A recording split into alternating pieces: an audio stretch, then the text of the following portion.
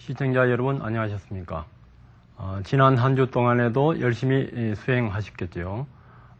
이번 강좌는 부처님의 호흡관찰법에 대해서 체험적으로 상담하면서 강의해 드리겠습니다.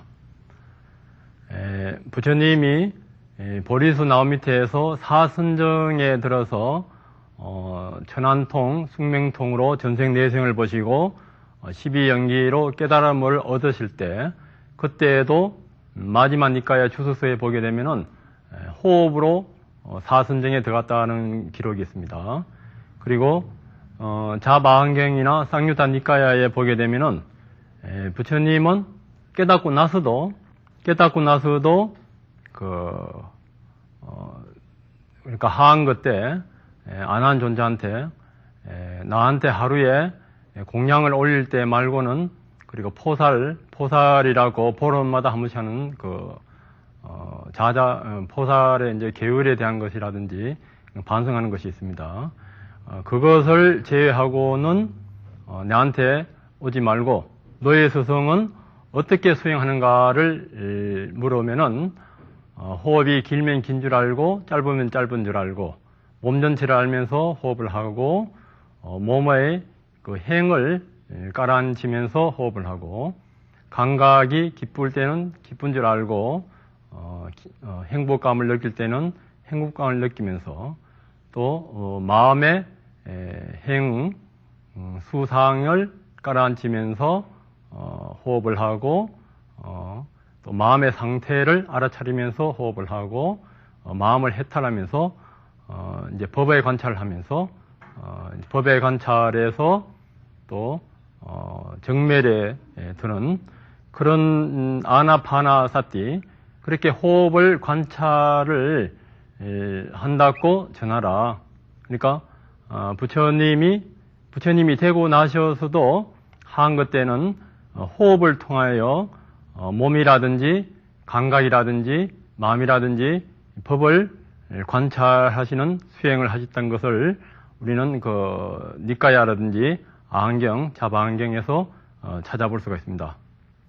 그리고 라훌라가, 부처님 아들인 라훌라가 사리불 존자한테서 깨달음을 못 얻고 있을 때, 그때 부처님이 라훌라한테 호흡 관찰을 통해서 아라한까지 가게 합니다.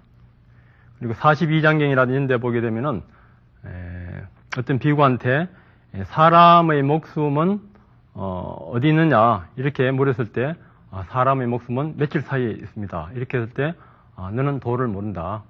또 다른 비구한테 물었을 때 사람의 목숨은 호흡 사이에 있습니다. 이렇게 이야기했을 때 너는 도를 안다. 이렇게 했습니다. 그러니까 우리가 이제 호흡과 호흡 사이, 거기에서도 우리의 무의식이라든지 무명이라든지 생명을 이어가는 그 생명의 그 기능이라든지 그런 우리 업식이 다 있습니다. 그래서 호흡을 통해서 몸이라든지 감각이라든지 마음 상태, 여기에서 우리는 그 무명과 모든 번뇌를 제거하고 열반의 자리에 갈 수가 있습니다. 오늘은 일상생활 속에서 호흡을 관찰하는 수행을 어떻게 했는가, 이것을 상담을 하면서 시청자 여러분과 같이 수행을 해보겠습니다. 왼쪽 분부터 말씀해 보시죠. 예, 저는 사업을 하면서 경쟁자들과의 어떤 불가피한 충돌, 네. 이런 속에서 어떤 언행이 좀 심하고 했을 때 좀 상처를 받는데요. 그런 것들로 인한 그 번뇌가 떠오를 때 상당히 괴롭고 고통스럽습니다. 네. 근데 수행을 하면서 그런 어떤 상황에서 다시 그런 번뇌가 떠오를 때 즉각 알아차림으로써 또 그러한 것을 반복함으로써 그런 스트레스를 줄일 수 있었고 그런 번뇌를 굉장히 줄일 수 있어서 큰 도움이 되었습니다. 수행 중에 어떤 질문이 있습니까? 경행을 할 때에 네. 오온을 중심으로 관찰을 했는데요. 네. 색수상 행식에서 상은 강하게 느끼는 것 같은데요. 네. 수나 행은 정확하게 좀 감지를 못한 것 같습니다. 네. 네, 좋은 질문 하셨습니다. 경행이든 호흡 관찰이든 상의 관찰은 어떤 특징을 알아차리는 것이거든요.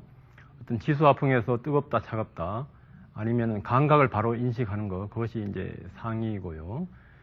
이제 수는 경행할 때 발바닥에 이제 발에 닿을 때라든지, 호흡이 코끝을 스칠 때라든지, 그때 그 감촉이 있어요.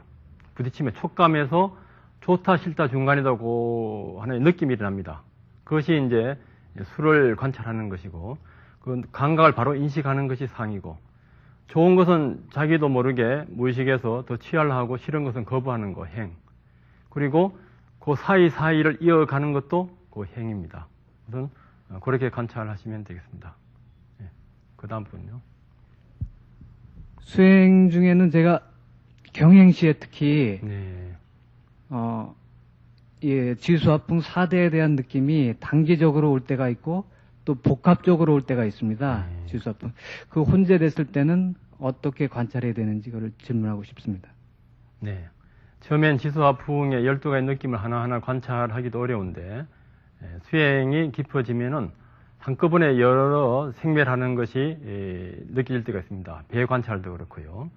또 다른 것에 있어서도 관찰 대상이 빛이라든지 여러 가지 많을 때가 있는데, 그때는 그 톱날의 비유가 있습니다. 제가 전번에도 말씀드렸는데, 목수가 톱으로 나무를 자를 때 목수의 모든 신경은 톱날이 나무에 닿는 곳에 가 있습니다. 그런데 톱이 왔다 갔다 하는 거라든지, 톱이 나무가 어느 정도 잘리는 거, 팔의 움직임, 스쳐가면서 압니다. 그러니까 여기 커브에 있을 때, 이 커브를 보면서 주위에 다른 것이 보입니다. 그러니까 지수화풍이든지 마음이든지 감각에서 많은 것이 한꺼번에 느껴질 때는 그 중에 가장 강한 것을 포착해서 보면 됩니다. 그러면 나머지는 저절로 보여져요. 나중에 색수상행시 오온에서도 가장 강한 거 하나만 포착해서 보면은 나머지는 저절로 스쳐가면서 보여지게 됩니다. 그래서 연기적으로 보여지면서 나머지도 같이 보여지면서 인과적으로 보여지면서 무상, 고무와 그 중에서도 무상 변화하기 이전, 변화하는 순간 변화하고 소멸되고 그 다음 이어가는 거, 그런 식으로 보면 되겠습니다. 그러니까 시청자 여러분들도 제가 말씀드리는 방법도 여러 가지가 있습니다. 그 원리를 빨리 이해하시는 게 좋습니다. 그 다음 분. 예, 저는 단전 호흡을 하다가 윗바사나를 만나게 됐는데요. 그러니까 단전 호흡을 하면서는 단지 호흡을 아래로 내리는 노력으로 그 마음의 편안함을 얻곤 했는데, 윗바사나를 통해서는 마음 관찰이라는 큰 것을 알게 되었고요. 그 마음 관찰을 하려는 노력을 하면서 또 거기서 그 전에 의도가 관찰되면서 제 습관대로 짜증을 내거나 제 욕구가 좌절됐을 때 화가 일어나는 마음을 보게 되면서 주위 사람들에게 화를 내는 그 빈도수가 많이 줄어들게 되었습니다. 그래서 지금은 단전 호흡과 함께 윗바사나를 병행을 하고 있는데요. 제가 한 가지 질문을 드리고 싶은 거는요. 단전 호흡을 할 때는 항상 의념을 단전에 두도록 지도를 받았는데요. 이 윗바사나에서는 지루해졌을 때는 그 대상, 관찰 대상을 바꿔주라는 지도를 해주셨거든요. 그래서 제가 아는 한도 내에서는 그 정도의 차이점을 알고 있는데, 선생님께서 말씀해 주실 수 있는 더 그 기본적인 차이점이 뭔지 여쭤보고 싶습니다. 네, 좋은 질문 하셨습니다.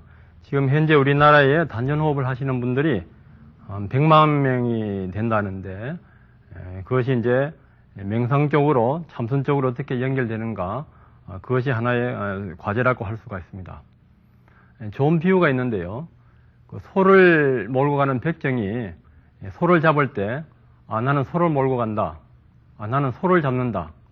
그렇게 하는데, 소를 다 잡고 나서는 고기를 팔 때는 나는 소고기를 판다 하지, 소를 판다 하지는 않습니다. 단전호흡뿐만 아니고 모든 다른 그 수행에서는 그 대상에 집중합니다. 대상에 집중하게 되면은 대상과 나를 동일시하게 되는 그런 자기도 모르는 또 하나의 고도의 집착이 생길 수가 있습니다. 비파사나에서는 배를 관찰할 때, 기를 관찰할 때, 기에서도 도가에서는 수화목금토로 나누는데 불가에서는 치수화풍을 나눴습니다. 치수화풍을 나누고 치수화풍의 각각의 느낌이 일어나는 거, 또 마음이 일어나는 거, 치수화풍 그 사이사이 그 인과관계, 소멸관계 이렇게 보물 해가지고 몸을 나눠보는 거, 기를 나눠보는 거, 여기에서 떨어져 나와서 그거 자체가 객관적으로 관찰되면서 마치 소를 보지 않고 소고기를 봤을 때 이 몸이 내가 아니라 하는 거, 그리고 몸이 내가 아닐 때 몸 이 자체가 일어나고 사라지는 그 원인까지를 다 볼 수가 있습니다. 가장 큰 차이점은요, 단전호흡에서는 대상에 대해서 집중만 하는데 이빠사나에서는 집중을 하면서 치수화풍을 나누어서 보고, 치수화풍이 그 생멸을 보고, 그 생멸의 이제 원인까지, 그 원인에서는 이 마음, 더 나아가서는 현재의식과 무의식, 그리고 이 몸을 나라고 착각하는 몸 이전의 상태를 모르는 무명까지 제거해 가면서 볼 수 있는 것이 이빠사나 수행의 그 핵심입니다. 그 차이점 아시면은 그 이빠사나와 단전호흡의 차이점을 알 수가 있고, 또 단전호흡을 통해서 건강과 집중력을 향상시키면서 이빠사나를 동시에 병행할 수 있는 좋은 이점이 또 될 수가 있습니다. 네, 그 다음 분요. 저는 호흡 관찰을 배로 관찰하는 법을 먼저 시작했는데요. 배를 관찰을 하다가 법사님 만나서 아나파나 호흡으로 전환하였습니다. 코, 가슴, 배, 가슴, 코 이런 순서로 호흡이 자연스럽게 드나드는 것을 관찰함으로 해서 대단한 집중력을 더 키울 수 있었고요. 그런 그 집중이 강한 선정 상태를 불러오게 된 결과로 그 전에 그 관찰하지 못했던 그 몸의 행복감과 마음의 행복감, 그런 어떤 행복감에 대한 느낌도 관찰을 하게 되었습니다. 그러다가 이제 그 감각 관찰이 끝나면요, 그 호흡이 사라지고 난 뒤에 식만 남는데 식의 관찰을 하다 보면은 빛으로 변해서 무아산매로 들어가게 됩니다.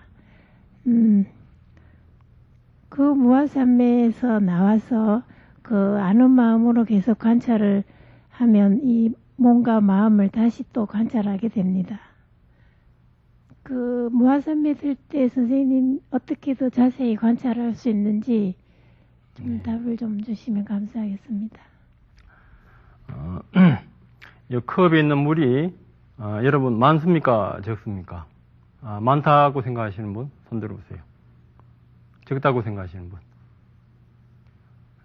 어떤 분은 술을 먹다가도 많이 남았다고 생각, 낙천적인 분은 많이 남았다 생각하고, 염세적인 분은 적게 남았다고 이제 생각하는데, 많게 남았다 생각하면 욕망이 일어나고, 적게 남았다 생각하면은 썩냄이나 어떤 그 싫어하는 마음이 일어납니다. 이빠사나에서는 많지도 적지도 않는 그 있는 그대로 보는 것입니다. 있는 그대로요. 우리가 이제 호흡이 길고 짧을 때 부처님 호흡법은 자연스럽게 있는 그대로 보는 것입니다. 호흡이 없어지면 없어진 줄 알고, 또 몸 전체가 느끼면 몸 전체를 있는 그대로 보고, 또 감각이 나거나 기쁨이 나면 있는 그대로 봅니다. 있는 그대로 보게 되면 변합니다. 변화하고 변화하면서 거기서 이제 어떤 더 즐거움을 찾아가는 고통이기 때문에 더 즐거움을 찾아갑니다. 그리고 변화하고 고통스러운 것은 내가 아닙니다. 항상 호흡이 있든 호흡이 없어지든 그때에서 가장 그 미세하게 남아있는 것들의 그 변화만 보게 됩니다. 이제 무아산매에 들어갈 때, 이제 보통 이제 무아산매에서는 모든 현상이 없어지는 것을 말할 때, 부처님의 전문 용어로는 이제 정멸이라든지, 뭐 과라든지 팔라, 그렇게 말을 하는데요. 그 상태에서는 이거는 어떤 선정에서 오는 거하고 어떤 바방간 아리아식의 무의식 상태, 정멸의 상태에서도 공통적인 공여 요소들이 다 있습니다. 다 있는데, 참으로 부처님만이 참으로 이 사람이 어떤 정멸이라든지 과를 성취했다 알 수 있는 분은 부처님밖에 없다고 이제 저는 그렇게 배웠습니다. 그래서 있는 그대로 관찰하면서 들어갈 때와 나올 때를 분명히 깨어 있어야 됩니다. 깨어 있고 우리가 지난주에 제가 말씀드렸듯이 그리고 나서 내 마음의 변화가 얼마만큼 있었는가, 번뇌가 얼마만큼 없어졌는가, 수단가만 가더라도 개를 파울 수가 없습니다. 부처님 경전에 의하면요. 일어나면은 욕망은 일어나더라도 이 무의식에서 현재 의식으로 전달되는 그 과정이 포착되기 때문에 우리가 말이라든지 행동을 옮기기 전에 이미 그 관찰로서 나쁜 생각이라든지 나쁜 의도는 그것은 카트가 되어버립니다.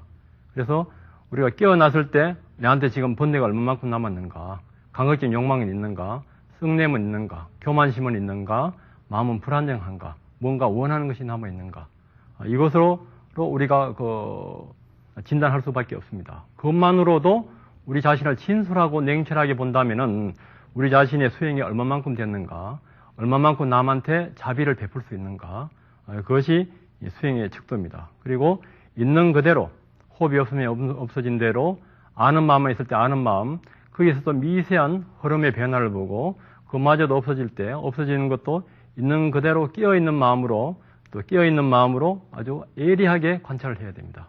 그 다음 분. 저는 아나파나사티로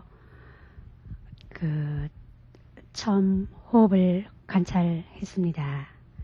처음에 호흡이 길고 짧은 줄을 알면서 들숨 날숨을 했고요. 그리고는 이제 호흡이 자연스럽게 다 알아차려짐과 동시에 몸이 보여졌습니다. 들숨을 알아차리면서 온몸이 보여지고 또 이제 온몸을 알아차리면서 날숨을 하고 그렇게 됐습니다.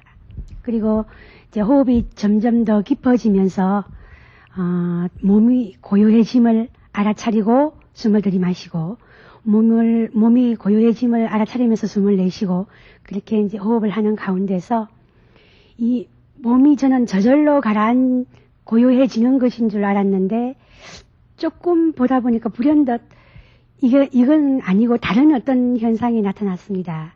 몸이 저절로 고요해지는 것이 아니고 어떤 아는 마음의 힘 같은 것이 몸을 고요하게 하고 있음을 알아차렸습니다. 그 순간 여태까지 몸이 스스로 고요해진다고 알아차리고 있었는데 그 몸의 상태를 고요하게 함을 알아차리니까 좋아가지고 기쁨이 확 일어났습니다. 그 기쁨을 알아차리면서 숨을 들이마시고 기쁨이 일어난 것을 충만하게 일어났다는 것을 알아차리면서 또 숨을 내쉬고 그렇게 몇 번 하니까 기쁨이 사라졌습니다. 그거 역시 또 알아차리면서 숨을 들이마시고 기쁨이 없는 것을 알아차리면서 숨을 내쉬고 그러다 보니까 그 다음에는 그 행복감이 기쁨하고는 조금 다른 어떤 행복감이 일어났고 그것을 역시 알아차리면서 숨을 들이마시고 내쉬고 그러다 보니까 이제 편안해지고 그 아주 편안함이 꽉 차오르게 이제 됨과 동시에 점점 몸이 더 아주 미세하게 가라앉혀지고 있음을 느꼈습니다. 가장 고요하게 됨을 또 알아차리면서 보니까 호흡도 없어지고 그리고 몸의 어떤 맥박이나 그 체온까지 다 내려가는 것을 알아차렸습니다. 그때 보통 75박 이렇게 되는데 그때 제가 느낀 것으로는 한 40박 정도 됐을 것 같은 그만큼 아주 느리게 그리고 호흡도 아주 고요하게 미세하게 점점점 잦아드는 것을 느끼면서 그게 들숨이면 알아차렸고 이제 그렇게 몇 번도 호흡이 진행되다가 호흡이 끊어졌습니다. 그리고 그 순간에 아마 몸이 이렇게 생명을 유지할 수 있는 아주 아주 작은 에너지만 사용하고 있음을 알아차리면서 호흡이 끊어지고 또 몸도 없어지고 몸을 지탱하는 모든 게 다 사라짐을 알아차리면서 지금 무아산매로 들고 있구나 하는 자각이 왔습니다. 네, 기초부터 높은 단계까지 이야기를 해 주셨습니다. 호흡 관찰로서 여러 가지 체험담이 있었는데요. 부처님 당시에도 부처님이 석 달 동안 이제 자선하겠다. 부처님이 깨치고 나서 밥을 그렇게 말씀하시고 들어갔을 때 그때 하늘나라에서 천인들이 사문고타마는 거기에 이르렀다. 아니다. 거기를 향해 가고 있다. 아니다. 거기에 이르지도 않았고 거기에 향해 가고 있지도 않다. 이랬을 때 이제 부처님이 산매에서 깨어나시 가지고 보통의 배움으로 얻지 못할 것을 얻고 이루지 못할 것에 이르고 체험하지 못할 것을 체험했다. 더 배울 것 없는 사람은 삶 그 자체가 최상의 세계다. 그것이 호흡의 수행이다. 그래서 부처님이 마지막으로 호흡의 수행은 성자의 세계, 신들의 세계, 청정의 세계, 열애의 세계, 배울 것 없는 최상의 세계, 삶 그 자체가 최상의 세계인 세계이다. 그렇게 말씀하셨습니다. 그래서 우리는 호흡 하나로서 호흡을 통해서 감각이나 마음, 그 이전에 청정한 열애의 세계까지 우리가 갈 수 있는 것을 경전에도 확인하고 우리들 스스로도 일상생활 속에서도 조금씩 그 방향을 정확하게 알고 정견을 갖고 꾸준히 노력하면은 우리도 언젠가는 부처님이 가셨던 그 열애의 세계에 도달할 수 있으리라고 확신합니다. 다음 주에는 감각관찰, 사리불 존자의 감각관찰에 대해서 공부하겠습니다. 열심히 수행하시고 승물하십시오. 감사합니다.